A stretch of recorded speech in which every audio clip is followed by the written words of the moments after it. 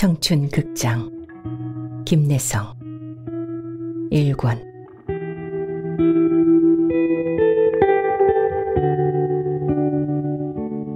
그날 밤에 대통령.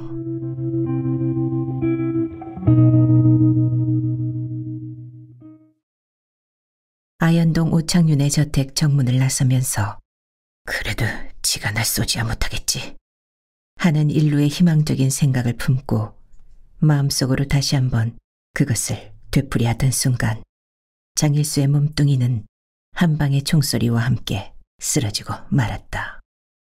그러나 정신을 차려보니 상처는 가히 가벼웠다. 그래서 그는 벌떡 일어나자 어둠 속으로 자취를 감추었던 것이다. 피가 뚝뚝 흘러내리는 다리를 끌고 컴컴한 아현동 고개를 내려오면서 그는 임기응변책으로 간단한 변장 도구를 꺼내려고 주머니에 손을 넣다가 문득 오늘 아침 양복을 갈아입을 때 그만 깜빡 잊어먹고 나온 사실을 생각하고 실망하였다. 그와 같은 변장술은 무대에서는 배우나 또는 탐정소설에 나오는 주인공들만이 사용한다는 생각은 벌써 낡은 관념이다. 칼날과 총뿌리 밑을 수없이 피해 다니지 않으면 아니 되는 혁명투사들 사이에 있어서는 이러한 간단한 변장술로서 예기 이상의 효과를 거두는 때가 많다는 사실을 장일수는 잘 알고 있었기 때문에 항상 갖고 다녔던 것이다. 이리하여 하는 수 없이 장일수가 단장을 짚고 절름절름 언덕길을 내려오다가 제깍제깍 폐검 소리를 내면서 올라오는 두 사람의 정복 경관과 중도에서 딱 마주쳤던 것이다. 그 순간 장일수는 최후의 수단을 강구하지 않을 수 없었다. 만일 경관이 자기 다리에 총상을 발견한다면 물론 주머니에는 권총도 있었지만은 그보다도 좀 더 손쉬운 무기인 굴다란 단장을 목도로서 사용할 생각이었다.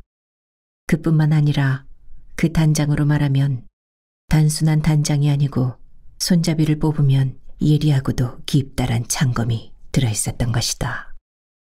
그런 생각을 하면서 장일수는 올라오는 경관을 맞이하였다. 당신 어디 가는 사람이요?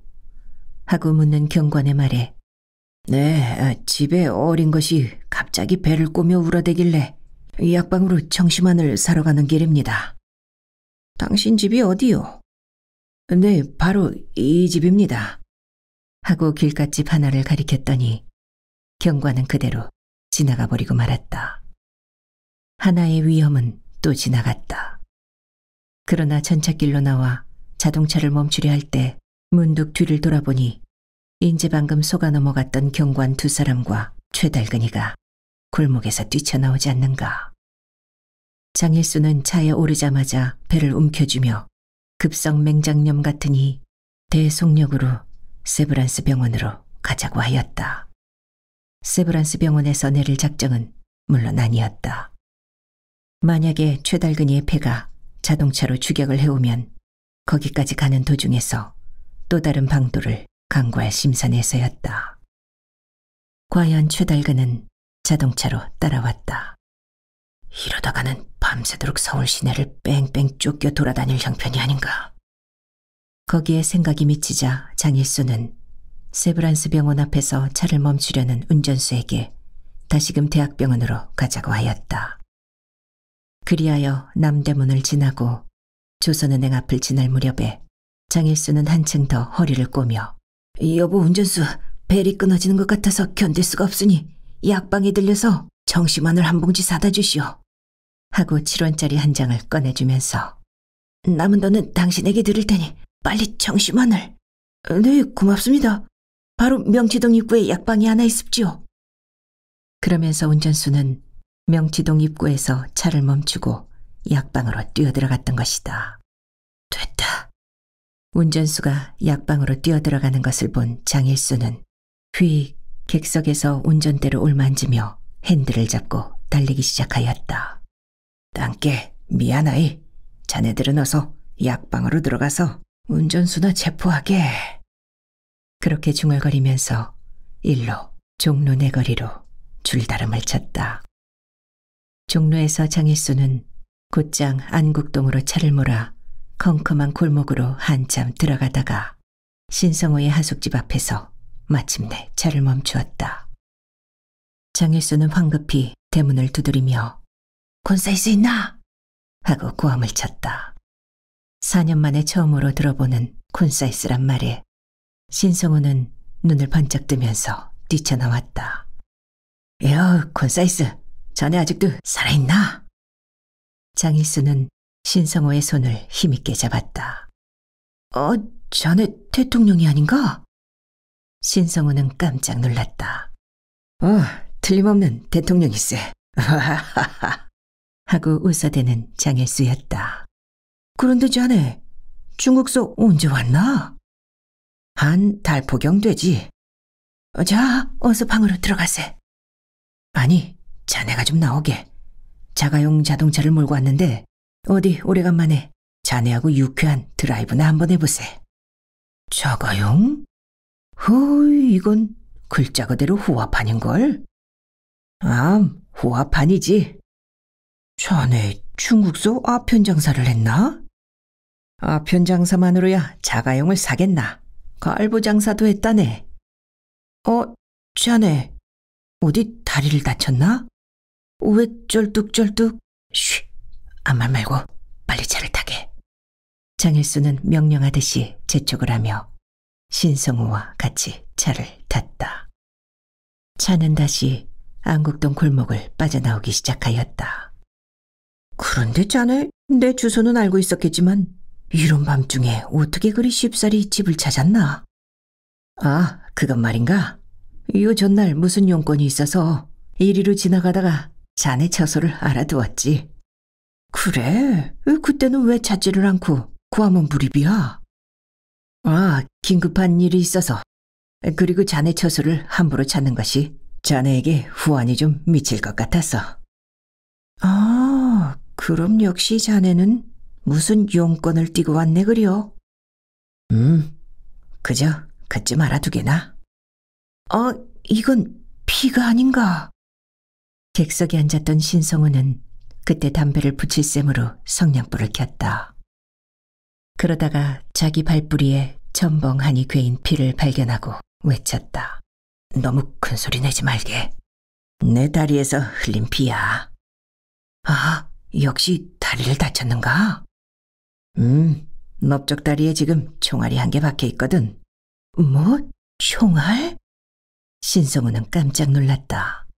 총알은 대체 누구한테? 신성우는 깜짝 놀랐다. 땅개에게 하나를 선물로 받았네. 땅개? 4년 전 부병로 앞마당에서 때려준 복수야. 땅개가 여기 있는가? 고등개쯤으로 알았더니 헌병이야. 헌병? 그래, 장소는 어디서? 아현동 오창윤집에서. 오창윤? 그런데 자네 어디 잘 아는 외과 의사 없는가? 신용할 만한. 있지. 절대로 신용할 사람인가? 절대로 보증하지. 그럼 됐네. 그리로 가세. 어디야? 광화문 내거리에 있는 김준혁 외과. 광화문 내거리? 약간 위험은 하지만. 안국동을 빠져나온 자동차는 총독부 앞을 지나서 일로 광화문으로 달리었다.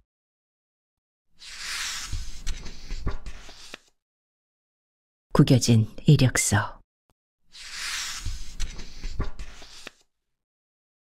여기는 청량리역 근처 어떤 약방 안이다. 가재뭉치와 풍선봉지를 사들은 운옥이가 주인을 향하여 미안하지만 전화 좀 빌려주실 수 없을까요? 네, 어서 쓰십시오. 주인은 너그럽게 대답하며 주지실 앞에 놓인 전화를 운옥의 곁으로 떠밀어준다. 미안합니다. 운옥은 그러면서 수화기를 들어 광화문통 김준혁 외과를 불러냈다. 그 누구야? 경숙이야? 운옥 언니 아니요? 운옥을 친언니처럼 따르는 간호부 경숙의 목소리가 반갑게 굴러나온다. 그래 언니 얼마나 적적하시오 혼자서. 뭐 괜찮어. 파출부 노릇도 가끔가다 해보긴 해야겠어. 언니 무슨 로맨스 생겼수? 경숙이도 참. 나 같은 올드미스를 누가. 전화통 앞에서 소녀처럼 얼굴을 붉히며 제조실 안에서 약을 달구는 주인을 운옥은 힐끗 쳐다보았다. 언니, 나하고 한 약속 잊으면 안 돼요. 일생을 수녀처럼 깨끗이 지나자던 그 약속 말이에요. 잊긴 왜 잊어. 경숙이도 무척 신경질이야. 딴 사내와 교제라면 난 죽을 테야. 언니를 죽이고 나도 죽을 테야. 그런데 언니, 어? 난 요새 잠 못 잔다오. 언니 품 안이 그리워서. 언니, 이제 며칠이나 더 있으면 돼우?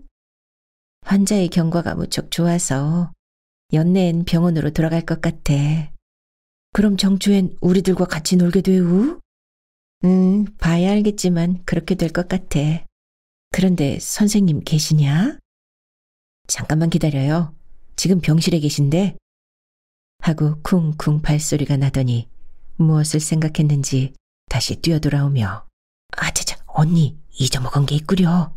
중대한 복을 그만 잊어먹을 뻔했어요. 중대한 보고? 무척 중대한 보고? 어서 이야기를 해봐. 난 좀 무척 바쁜데. 저 다른 게 아니고 선생님이 말이야. 언니가 곁에 없어서 무척 불편하신 모양이에요. 말은 안 하셔도 얼굴에 써붙인 걸 뭐. 너희들이 있는데 뭐가 불편하시겠니? 공연히 짜증만 내고. 하긴 그렇지 뭐예요. 언니 간호부라기보다도 친절한 가정부니까 뭐. 그러니까 그 점도 약속 잊으면 안 돼요. 난 정말 죽을 테니까. 경숙이가 요즘 히스테리에 걸렸나 봐. 어째 사람을 그처럼 못 믿어서야. 그럼 언니 믿어도 돼우? 난 누가 꼭 언니를 잡아갈 것만 같아 못 견디겠수. 요것이 무척 바가지야. 바가지를 너무 긁다간 쫓겨날 게 무서워서. 그럼 선생님 대드릴게요. 난 옆에서 무슨 얘기를 하나 다 들을 테요. 그런 줄 알아요. 경숙의 발자국 소리가 쿵쿵쿵 멀어져 갔다. 무엇인가 애틋한 한 줄기 감정이 운옥의 가슴속을 스치고 지나간다.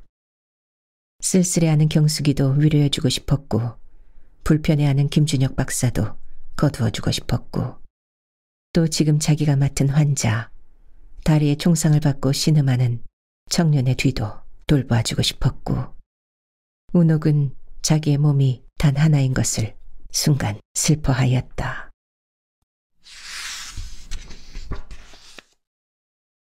이윽고 쿵쿵쿵 발자국 소리가 들리더니 김준혁의 굴다란 목소리가 부드럽게 울려나왔다.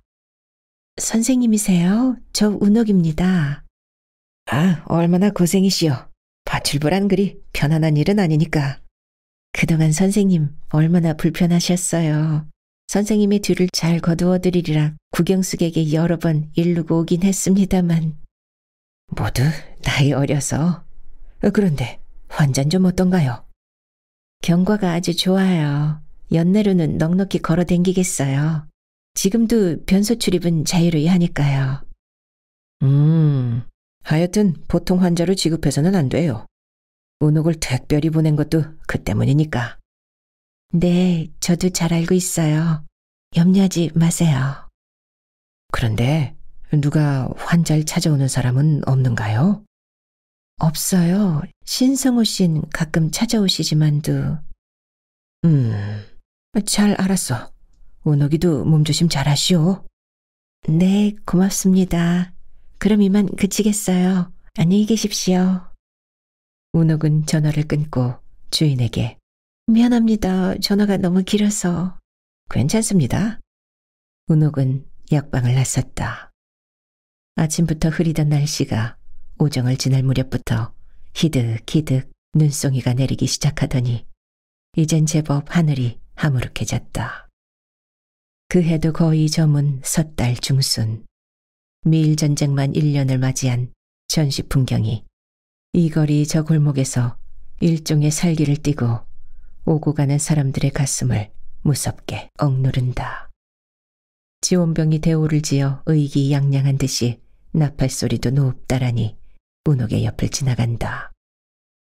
눈 오는 거리에서 날뛰며 놀던 조무래기들이 그 귀여운 조갑지 같은 조그만 손을 들고 만세를 불러준다. 은옥은 그 조무래기들이 가엾어 저도 모르는 사이에 눈물이 핑 도는 것 같았다. 불쌍한 애들, 조국을 모르는 그 가엾은 영혼. 저 애들에게 동해물과 백두산의 그 거룩한 노래를 가르쳐 주었으면. 그 순간 은옥은 문득 까맣게 사라졌던 지나간 날의 낡은 기억이 새로워지는 것이었다. 자장가인 양 운옥의 귀 밑에 입을 대고 불러주시던 동해물과 백두산. 나라를 위하여 일생을 바치신 아버지의 그 송죽 같은 절개요. 아니, 동해물과 백두산은 좀 더 생생하고 가슴 아픈 기억을 자아낸다. 4년 전 탑골동 예배당 야학원 졸업식 날 밤 가장 슬픈 노래를 부르던 그 스테이지. 슬픔의 절정에서 흐느흐느 느껴 울던 자기의 젊고 애달픈 영혼이 은옥은 무척 가엾었다. 아, 그리고 그 저릿저릿하게 무섭던 태극령 고개의 달밤. 눈 내리는 거리를 회기리 쪽으로 허둥지둥 거닐면서 은옥은 잊어버리려 애를 쓰던 지나간 4년간의 고달픈 이력서를 마음속으로 살그머니 펼쳐본다. 구겨진 이력서, 찢어진 이력서. 은옥은 입속으로 그렇게 중얼거려 보았다. 그렇다. 가시 많고 상처 많은 은옥의 과거였다. 4년 전 그날 날이 채 밝기 전에 탑골동을 떠난 은옥은 도중 공동묘지에 올라 아버지 산소에 하직을 하고 낯설은 도시 평양 성내로 들어왔다. 외곽현으로 먼 친척이 되는 이가 외성서 산다는 기억을 더듬어 이틀이나 찾아서 들어갔다. 거기서 얼마를 지내다가 어차피 겹붙이 살림을 할 바엔 오히려 남의 집 식모살이가 훨씬 마음고생이 덜 할 것 같아 연줄을 더듬어 들어간 것이 서문통 거리에 있는 어떤 조그만 병원이었다. 거기서 은옥은 얼마 동안 식모살이를 하다가 원체 용모가 깨끗하고 사람됨이 얌전하다 하여 주인 마누라는 은옥을 진모로 승격시켰다. 그러는 사이에 간호부들의 눈에도 들어 병실을 거두고 진찰실을 지우고 가끔 가다가는 간호원들이 할 일을 은옥이도 하게 되었다. 진모에서 또 간호부로 승격된 셈이었으나 그러나 거칠은 세상의 물결은 은옥으로 하여금 그곳에 오래 머물러 있게 하지를 않았다. 50이 넘은 원장이 어느 날 밤 연회로부터 늦게 돌아오자 은옥의 방으로 들어갔다. 새우처럼 꼬부리고 고달피 잠든 은옥은 가슴 위에 그 어떤 압박감을 느끼며 눈을 번쩍 떴다. 구역질 나는 술 냄새가 확확 풍기는 주름살진 얼굴이 바로 자기 눈앞에 있었다. 은옥은 놀래어 그 짐승 같은 늙은 얼굴을 힘껏 떠밀며 고함을 쳤다. 원장은 당황히 나가버렸다. 이튿날 아침 은옥은 말없이 병원을 떠났다. 그러나 갈 곳이 없는 은옥이었다. 얼마 되지 않는 노자를 털어 여관밥을 사 먹고 있는 동안 식비가 떨어지자 하는 수 없이 여관집 부엌을 드나들게 되었다. 거기서 식모로 또 얼마 동안을 지나다가 연줄을 얻어 경상리 어떤 호화로운 집 침모로 들어갔다. 그러나 들어가 보니 그것은 염집이 아니고 기생네 집이었다. 기생어머니는 은옥의 용모를 보자 엉뚱한 생각을 하기 시작하였다. 누름놀이나 나가보는 게 어떠냐 하였다. 그러나 그만한 것은 참을 수도 있었다. 손님이 하룻밤에 겹쳐들 때 나중은 손님을 기생어머니는 은옥의 방으로 안내하였다. 무서운 세상을 은옥은 샅샅이 보았다. 마침내 은옥은 평양을 떠나 서울로 올라왔다. 아니, 은옥이가 평양을 떠난 데는 또 한 가지 이유가 있었다. 그것은 죽은 줄로만 알았던 박준길이가 살아있다는 소식을 바람결에 들은 때문이었다. 애국가를 부른 사상범으로서, 그리고 박준길을 죽인 살인범으로서 쫓겨다니던 운옥으로서는 살인죄만은 면한 셈이었다. 그러나 운옥은 살인죄를 범한 것보다도 한층 더 박준길이가 살아있다는 사실을 무서워하였다. 평양서 어물어물 하다가는 박준길을 딱 길거리에서 만날 것만 같았기 때문이었다. 서울에도 그러나 운옥을 위한 안식처가 있을리 만무하였다. 제일로 손쉬운 박물 장사를 시작했으나 그것이 여자를 상대로 하는 것이 아니고 남자를 상대로 하는 장사인 줄을 알자 운옥은 앞길이 캄캄하였다. 그럴 즈음에 광화문 통해서 방금 개업을 한 김준혁 외과 앞에 간호원 모집, 경험 없는 사람도 좋소 한 광고를 본 운옥이었다. 천사와 같이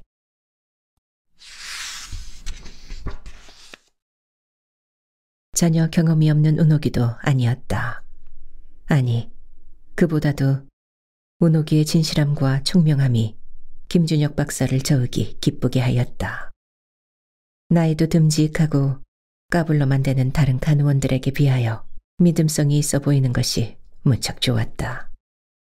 그리고 결과로 보아서 김준혁 박사는 그 이상의 것을 운옥에게서 발견하였던 것이다. 1년도 못 되어 운옥은 간호원으로서의 충분한 기술과 자격을 갖게 되어 적어도 김준혁 병원에서는 없어서는 아니 될 중요한 멤버의 한 사람임을 자타가 인정하게 되었다. 김준혁은 회계까지를 운옥에게 맡겼다. 단지 병원의 출납만이 아니라 아직 독신인 김준혁의 가게를 포함한 그것이었다. 선생님이 얼마나 불편하실까.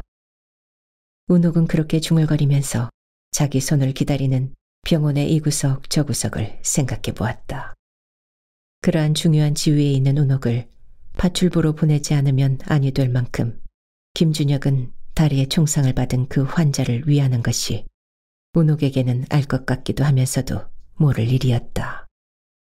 열흘 전 어느 날 밤 김준혁과 친지간인 신성호가 왼편 다리에 총상을 받은 어떤 청년을 병원으로 데리고 왔었다. 마침내 다른 간호부들은 모두 영화 구경을 가고 병원에는 운옥이 혼자 남아 있었다. 간단한 수술로서 총알을 빼내고 운옥이가 환자의 다리에 붕대를 감고 있는 동안 신성호는 김준혁을 옆방으로 데리고 가서 한참 동안 무엇인가를 이야기하고 있었다. 과하지는 않았으나 보통 같으면 당연히 입원을 시킬 만한 상처였다. 그러나 신성호가 다시 환자를 데리고 가버린 후 김준혁은 운옥에게 그런 환자가 왔다 갔다는 사실을 말하지 말라고 당부하였다. 그리고 그 이튿날 김준혁은 운옥을 파출부로서 청량리에 파견하였던 것이다. 모든 것을 신중히 하고 비밀히 하라는 간곡한 당부와 함께 웃사람이 이르는 분부를 뒤적거려 보려 하지 않는 운옥이기 때문에 운옥은 성심성의로 파출부로서의 임무를 게을리하지 않았던 것이다. 운옥은 골목으로 접어들어가는 모퉁이 가게로 환자에게 줄 사과를 사려고 옷에 묻은 눈을 털면서 들었었다. 그 즈음 그 골목으로 한참 들어가다가 바른편 검은 널판자로 답담을 한 기와집 뜰 아래 방에서는 지금 방금 찾아온 신성호가 과일 꾸러미를 장일수 앞에 내놓으면서 대평통서 이해까지 2시간 걸려서 왔네. 2시간.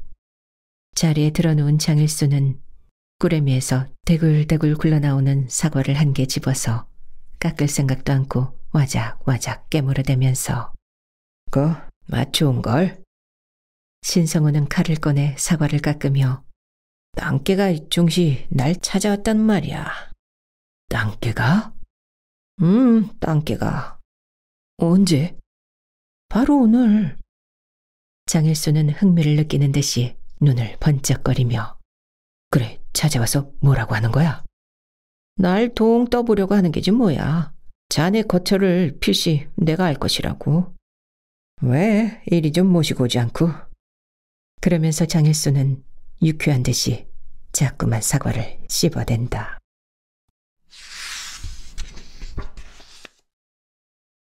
자네를 놓쳐버려서 땅개가 이를 갈면서 분해하대.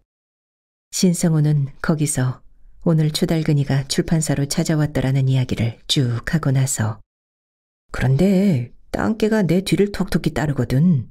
땅개는 내가 자네 거처를 아는 것 같은 눈치여서 어젯밤에는 내 하숙으로 와서 내 서랍을 몰래 뒤져보았다는 말이야. 호호, 그래서? 장일수는 자리에 누운 채 사과를 와작와작 깨물며 흥미로운 얼굴로 묻는다. 그러나 아무런 단서도 잡지 못하고 돌아갔는데 오늘 갑자기 출판사로 나를 찾아와서 자네의 거처를 아느냐고 묻는단 말이야. 그래, 알 리가 어디 있느냐고 했더니 자기 편에서 먼저 이야기를 하지 않겠나. 오창윤의 집에서 자네를 만났다가 놓쳐놓으라고. 그런데 작자가 나를 감시하기 위하여 부활을 한 놈 내 꽁무니에다 매달아 놓았단 말이야. 그래, 자네 뒤를 따르던가? 따르다 마다 내 뒤를 졸졸 따라댕기는데 그놈을 떼놓으라고 여기까지 2시간에 걸려서 왔네. 그런데 우스운 것이 이 자식이 하필 외눈깔이야. 외눈깔? 외눈깔이고 보니 멀리서 봐도 파년하거든. 저로선 내가 자기를 몰라보는 줄 알지만 참 애 끄는 일 2시간이나 꽁무니에 달고 댕길래게 찐땀 뺐네. 그러면서 신성우는 지갑에서 100원짜리 5장을 꺼내 장일수의 베개 밑에 쓸어 넣었다. 어젯밤 명월관에서 춘심이한테 받은 것이다. 늦어서 미안하네. 그동안 법 고생스러웠지? 자네 그 돈 또 어디서 났나? 말은 비록 대수롭지 않은 장일수였다. 그러나 그 빙글빙글 웃는 얼굴 한편 구석에는 진우의 그 따사로운 배념을 깊이 호흡하려는 정의 세계가 아라리 떠올랐다. 다 나오는 데가 있는 거야. 자네 협잡은 안 했겠지? 협잡? 협잡과 비슷도 하지. 춘심의 얼굴이 눈앞에서 아물거린다. 춘심의 그 빨간 입술이 화류계란 그런 게야, 그런 거래도 하며 자기 입술에 미친 듯이 달려들던 어젯밤을 생각한다. 협잡과 비슷하다? 괜찮아. 어떤 돈 있는 늙은이가 어떤 여인의 젊은 몸뚱이를 손에 넣으려고 내놓은 미끼다. 그래, 그걸 또 자네가 가로챘다는 말인가? 말하자면 그렇게 됐지만, 그러나 이런 돈은 자네 같은 사람이 당연히 써야 할 돈이거든. 그러니까 염려 말고 쓰게. 모자르면 내 얼마든지 가져오마. 보아하니 사정이 좀 복잡한 것 같으네 그려. 자네 그 젊은 몸뚱이를 가진 여인을 사모하지 않나? 그때 신성우는 갑자기 표정을 가다듬으며 장군, 이 돈이 어디서 나온지를 이야기할까? 군이 저번 날 밤 찾아갔던 바로 그 오창윤의 손에서 나온 돈이야. 알겠나? 오창윤? 장일수도 어지간히 놀랬다. 이야기라면 춘심의 말투로 일장충몽일세. 하며 어젯밤의 이야기를 신성우는 쭉 했다.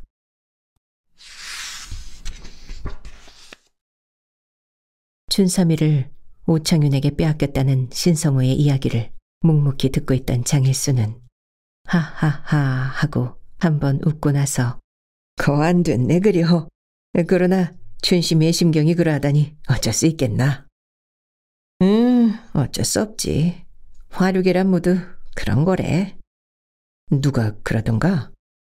춘심이의 그 새빨간 입술이 그러대.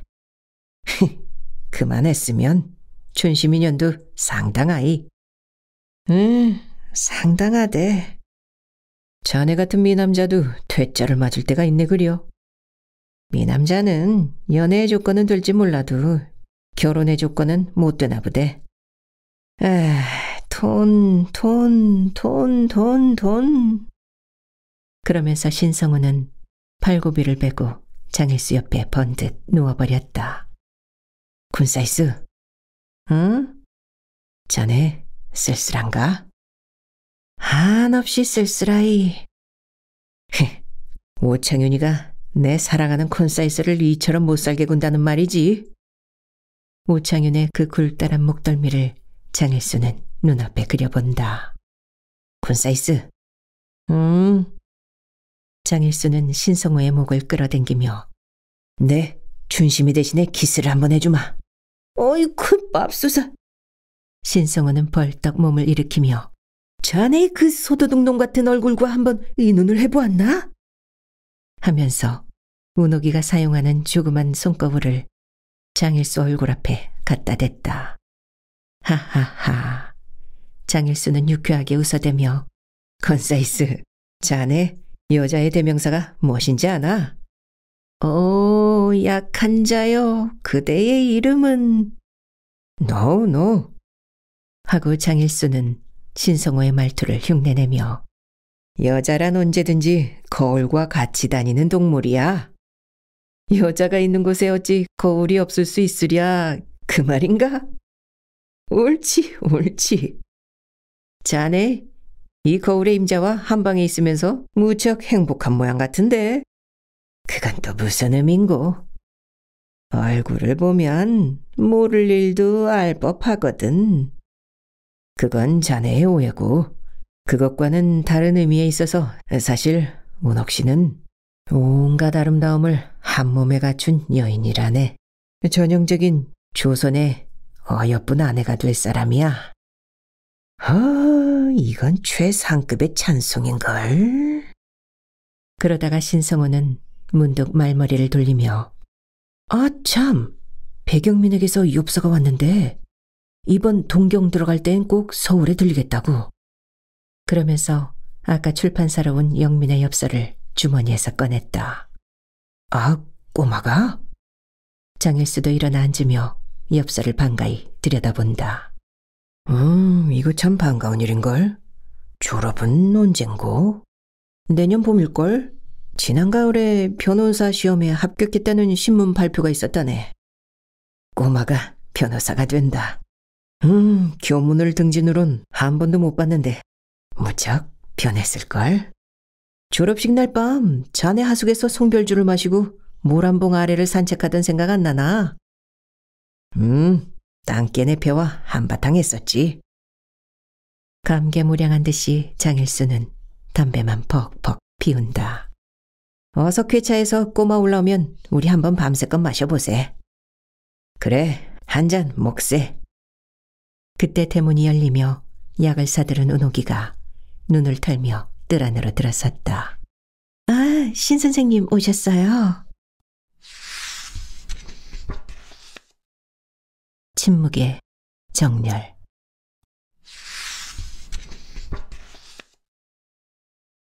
넓은 둑한 방, 아랫목을 장일수가 차지하고 윗목을 운옥이가 차지하고 있었다. 아니, 환자를 혼자 내버려두고 어딜 댕기십니까? 파출부도 가끔가단 산볼 좀 댕겨야죠. 밤낮 환자하고만 마주 앉아 있으면 우울하잖아요. 장일수는 빙글빙글 웃으며 운옥신 시인이니까 눈 오는 걸 보고 뛰쳐나갔어. 장 선생님도 어디 제가 나갈 때 눈 왔었나요? 윗목과 아랫목 사이에 비록 미닫이는 없었으나 그러나 두 젊은이는 마치 무슨 미닫이나 있는 것처럼 방 한가운데 보이지 않는 경계선을 그어놓은 것 같은 생활 태도였다. 아랫목에는 주로 장일수의 물건이 놓여 있었고 윗목에는 주로 운옥의 잔 부지런한 생활도구가 놓여 있었다. 운옥은 조용히 윗목으로 가서 자리를 잡으며 책보를 끌렀다. 뭐 만나는 것 사오셨습니까? 신성호는 보자기를 끌르는 운옥의 흰 손가락을 물끄러미 들여다본다. 신 선생이 사과를 사오셔서 마침 잘 되었어요. 저도 사과를 사려고 들어갔었죠. 그랬더니 모두 언 것밖에 없더군요. 감사 왔어요. 그거 마침 잘 됐군요. 어디 하나 시식할까요? 어서 잡수세요. 아이, 붕산이 모두 쏟아졌네. 붕대와 붕산 봉지를 따로 내놓고 보자기채 앞에다 밀어놓았다. 너무 오래 앉아 계시면 다리가 피곤하실 텐데. 운옥은 파출부로서의 임무를 잊어버리는 순간이 없다. 처음엔 약간 피곤을 느꼈지만 요샌 괜찮습니다. 다른 박질이라도 할 것 같은데요. 다른 박질을? 정말 어서 나셔서 다른 박질을 하셔야지.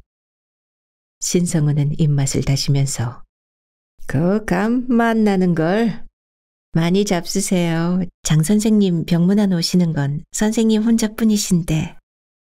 그때 장일수도 감을 하나 골라주며 어디 나도 한 개 먹어볼까? 하는 것을 운옥은 막으며 아이 가만 계세요. 깎아드릴게요. 몸도 충실치 못하신데 껍질째 잡수시면 소화불량에 걸리기 쉽답니다. 뭘요? 하며 입으로 가져가는 장일수의 손에서 감을 빼앗는다. 하하, 거참 성실한 간호원이신데요? 하고 신성우는 웃는다. 그게 제 직분인데요, 뭐. 그리고 환자를 소홀히 하면 선생님이 꾸중을 하신답니다. 그러면서 운옥은 웃는 얼굴을 다소곳이 숙이고 감을 깎기 시작하였다. 창밖에 눈이 소리 없이 내린다. 방바닥에는 먹다 남은 사과 몇 알과 사과 껍질, 사과 속, 사과 봉지, 감 봉지가 너저분하게 널려 있다. 장일수가 읽고 난 영민의 엽서도 함께 사과 껍질 사이에 놓여 있었다. 감을 깎는 운옥의 희고 날씬한 손가락 사이로 길게 달려내려오는 감껍질이 무감각하게도 영민의 엽서 위에 도사리며 떨어진다. 너무나 감각이 없는 그리고 너무나 무심한 감껍질이었다. 운옥은 열심히 감을 깎는다. 이윽고 사과 껍질 사이로 반만큼 남았던 엽서는 손가락 사이로 연달아 떨어지는 감껍질로 말미암아 완전히 씌워버리고 말았다. 자, 잡수세요. 운옥은 깎은 감을 장일수에게 공손히 주었다.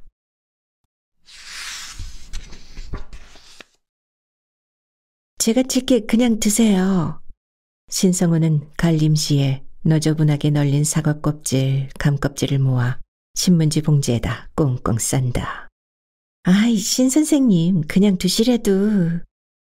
운옥의 만류를 굳이 물리치면서 운옥 신어서 장군의 간호나 톡톡히 하십시오. 이 방에 들어서면 똑 신혼부부의 살림방 같아서 이젠 아예 안 올 짝정입니다.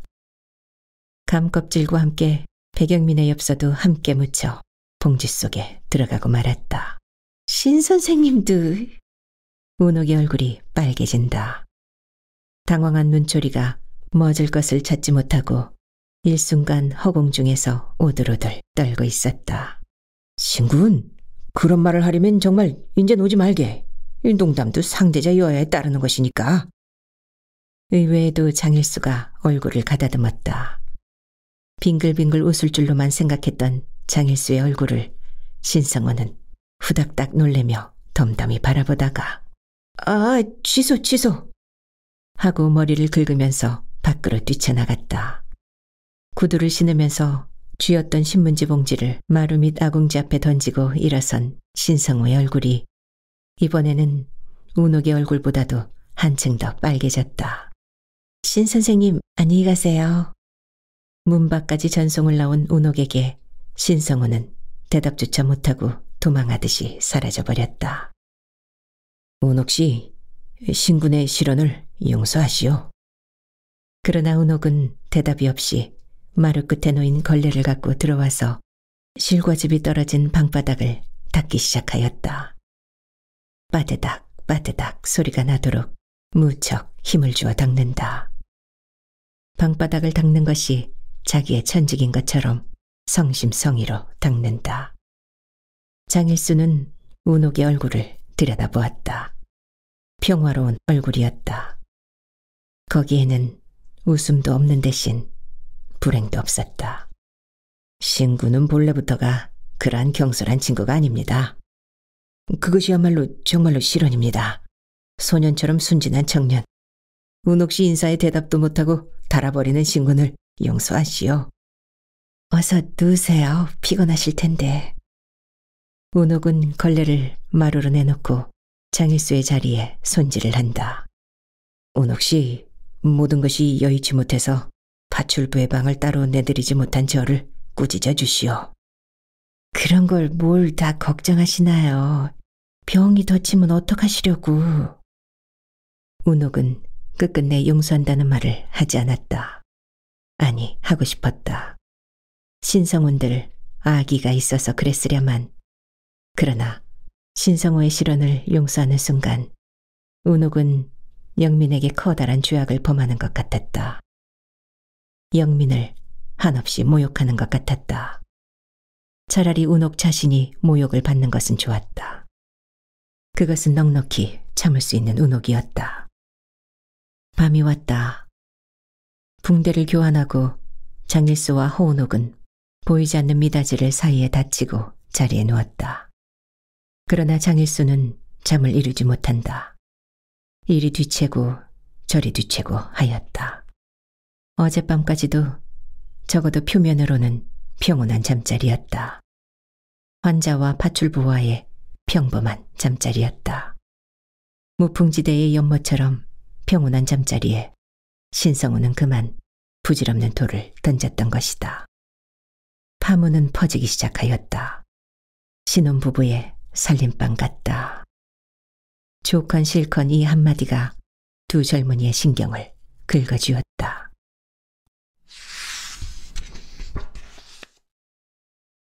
창밖에 눈이 멎지 않고 내린다. 소리 없이 폭폭 쌓이는 눈이었다. 고요한 밤이었다. 기나긴 겨울밤이다. 지나간 4년 동안 눈 내리는 겨울밤이면 사념의 실마리는 운옥으로 하여금 머나먼 옛날로 다자고 끌고 가곤 하는 것이었다. 그렇다. 그것도 오늘처럼 눈 오는 겨울밤이었다. 거의 배가 아파서 울어대는 어린 영민의 배를 밤새도록 쓸어 세운 그날 밤. 도라지, 도라지. 도라지의 애처로운 이야기를 그이에게 들려주던 그날 밤. 운옥도 잠을 못 이루고 뒤채기 시작하였다. 전등을 가리울까요? 운옥은 머리를 돌려 벽을 향하여 누운 장일수를 슬그머니 돌아다 보았다. 아직 안 주무셔요? 장일수는 벽을 향한 채 그렇게 물었다. 운옥은 일어나서 방공갓을 절반쯤 내려왔다. 방바닥에 둥그런 원이 그려졌다. 운옥은 다시 이불을 쓰고 누웠다. 그리고 또 얼마 동안 죽은 듯이 고요한 방 안에는 두 줄기의 숨소리만이 가늘게 들릴 뿐이다. 운옥씨.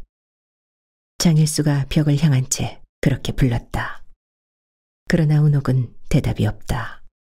운옥씨. 장일수의 거치스러운 생활은 여자를 몰랐다. 불덩어리처럼 타오르는 그의 가슴 속에는 자나깨나 조선 사람, 조선 민족 이외에는 아무것도 없었다. 총알이 날아가고 칼날이 번쩍이는 그 밑을 이 젊은 혁명가는 단 하나 조선 민족의 혼백을 품고 날면 그만이었다. 그는 일찍이 따사로운 가정이라는 것을 생각해 본 적이 없었다.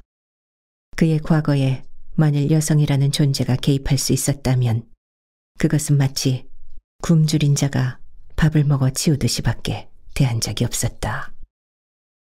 운옥씨 주무셔요? 그러한 이 젊은 혁명가가 운옥을 알고부터 가정이라는 것을 생각하기 시작하였다. 세상의 묻 사나이가 어째서 일생을 평범한 가정 속에서 평범한 온돌방에서 지내다 죽는가를 장일수는 비로소 안 것 같았다. 타락이다. 장일수는 마음속으로 그렇게 부르짖었다. 그렇다.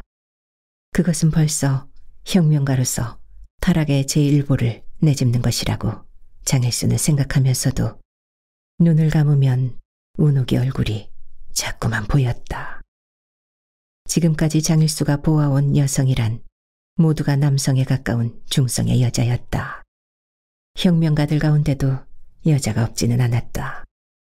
태반이 이름만이 여자였다. 운옥 씨.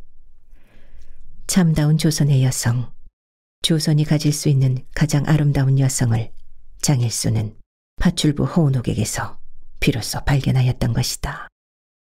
운옥 씨. 하고 장일수는 벽을 향해 누운 채 힘있게 불렀다. 나는 이젠 간호원이 필요치 않습니다. 운옥 씨 덕택에 나는 충분히 내 한 몸을 제 손으로 지탱하리만큼 건강이 회복되었습니다. 내일 아침 운옥 씨는 병원으로 들어가시오. 장일수는 폐부를 뚫고 나오는 실로 괴로운 사랑의 고백이었다. 나는 내일부터 파출부를 해고하겠습니다. 운옥은 끝끝내 대답이 없이 오리오리 찢어진 자기의 이력서를 다시 한번 이불 속에서 가만히 처음으로 펼쳐보다가 마침내 입을 열었다. 마음이 약하면 큰일을 못한다고 제 돌아가신 아버님께서 늘 말씀을 하셨답니다. 주무세요. 주무시고 날이 밝으면 다시 마음이 강해질 테니. 이번엔 장일수 편에서 대답이 없다.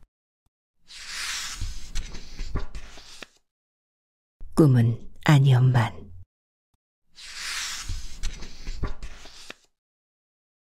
이튿날 아침, 운옥은 일찍 일어나서 자리를 깨웠다. 밤새 춥지 않으셨나요? 좀 춥던데요. 어서 누워 계세요. 나가서 불 좀 살려놓고 들어올게요. 그냥 두세요. 후에 주인 할머니더러 떼라죠. 괜찮아요. 제가 떼죠. 미안합니다. 주인 할머니가 식사도 해오고 불도 떼주곤 하였다.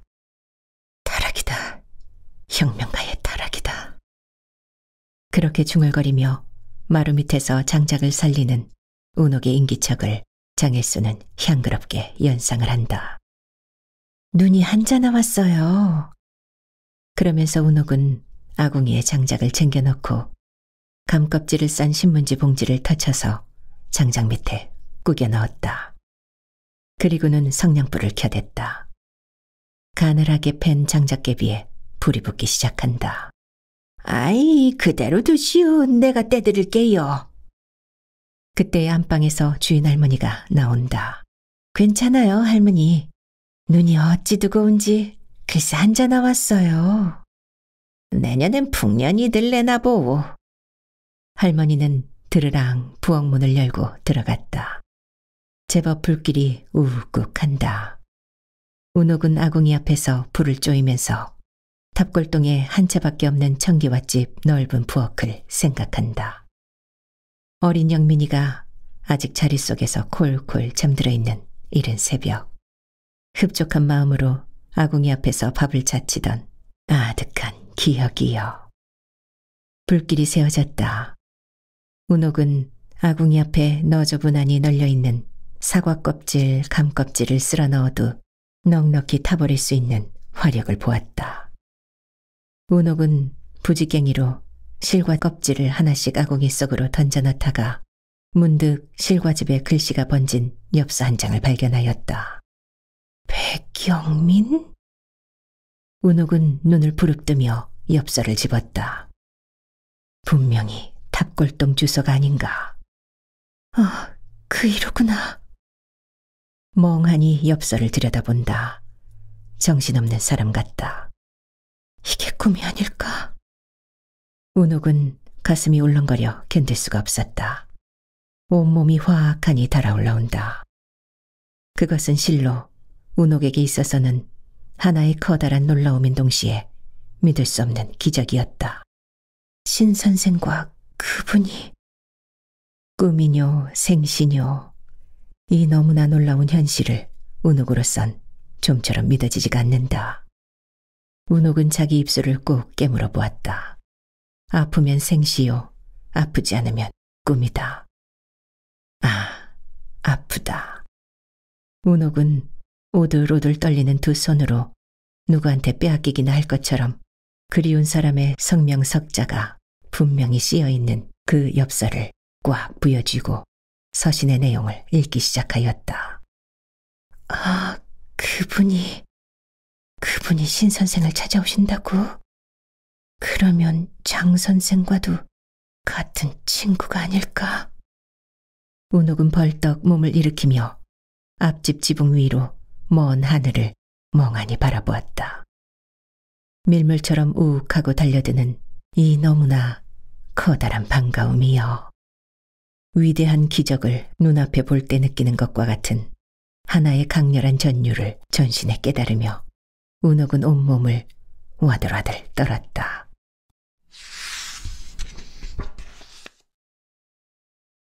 분명히 꿈은 아니었만 그러나 꿈과 같은 일이다. 와들와들 떨리던 온몸이 차츰차츰 진정되자 운옥은 사리를 분간하여 볼 필요를 절실히 느꼈다. 이윽고 주인 할머니가 차려다 주는 아침상을 물리친 후 운옥은 갑자기 생각이 난 듯이 아까 아궁이에 불을 지피려다가 이런 걸 주웠는데 이거 신선생께 온 엽서가 아니에요? 하고 문밖 마루 끝에 놓아두었던 엽서를 집어서 장일수 앞에 내놓았다. 아마 어저께 신선생이 떨어뜨리고 가신 거나 봐요. 아, 그건 버려도 괜찮은 겁니다. 글쎄, 전 또 혹시 간직해 두실 건 아닌가 하고요. 뭘요? 우리 같은 중학동창이 동경조도전 대학을 가 있죠. 그이가 이번 방학에 돌아왔다가 일본으로 돌아가는 길에 서울에 들리겠다고요. 네, 중학동창이세요? 운옥의 대답이 너무나 감동적임에 장일수는 문득 고개를 베개 위에서 돌려 조용히 꿇어앉은 운옥을 힐끗 바라보았다. 운옥은 그때야 비로소 자기의 대답이 필요 이상으로 감격적이었던 것을 깨닫고 얼른 말머리를 돌려 아이, 중학 시절의 동무면 무척 반갑겠어요. 네, 더구나 우리 세 사람은 중학 시절엔 소위 삼총사라고 불리우던 절친한 사이였죠.